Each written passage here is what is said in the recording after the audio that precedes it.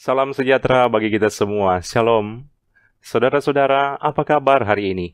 Semoga kita semua ada dalam keadaan yang sehat, kuat, dan diberkati oleh Tuhan. Di awal ibadah ini, marilah kita mendengarkan pujian yang berjudul Tuhan Memanggilmu.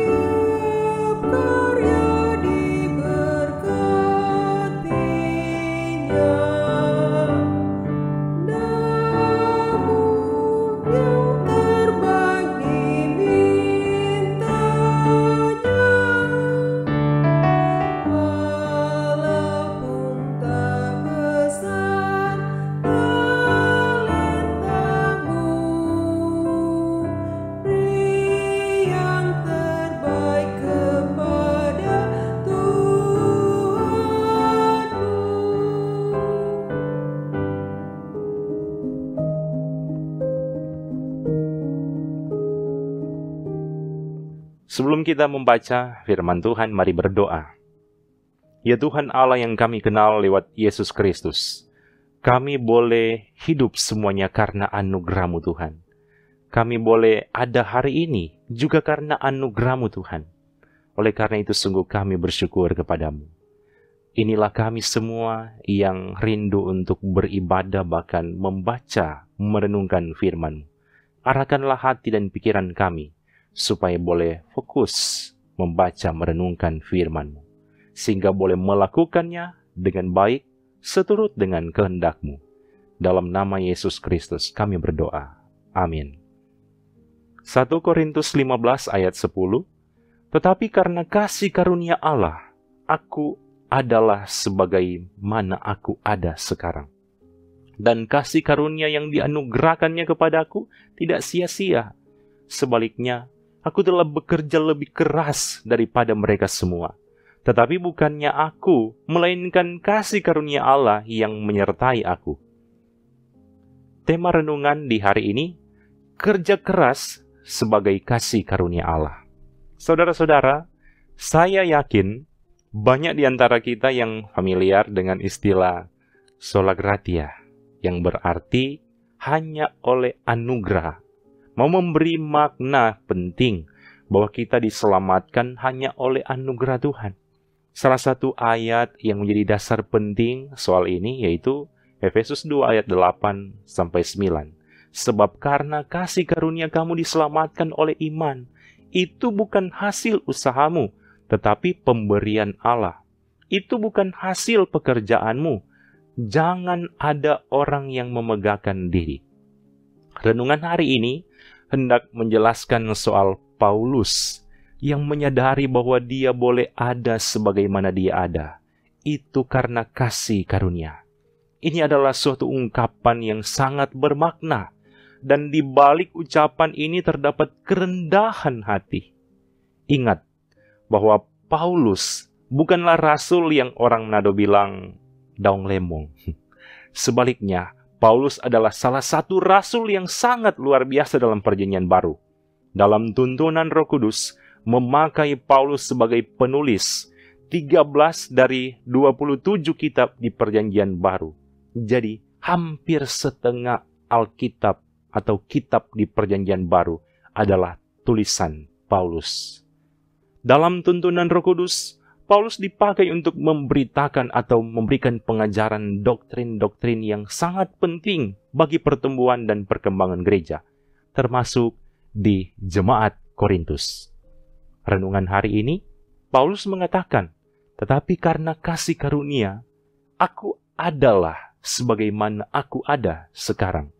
tetapi bukannya aku, melainkan kasih karunia Allah yang menyertai aku. Rasul Paulus sangat menyadari bahwa semua pencapaian-pencapaian dan semua yang dia nikmati adalah murni karena kasih karunia, bukan karena kehebatan secara pribadi. Paulus tetap bersikap rendah hati dan penuh syukur oleh keyakinan ini. Semakin banyak ia bekerja, semakin banyak kebaikan ia lakukan, semakin pula ia merendahkan hatinya di hadapan Tuhan.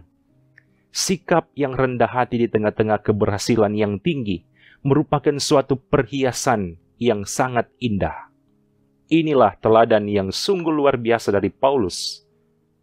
Saudara-saudara, renungan hari ini memotivasi kita semua sebagai orang-orang yang percaya kepada Tuhan.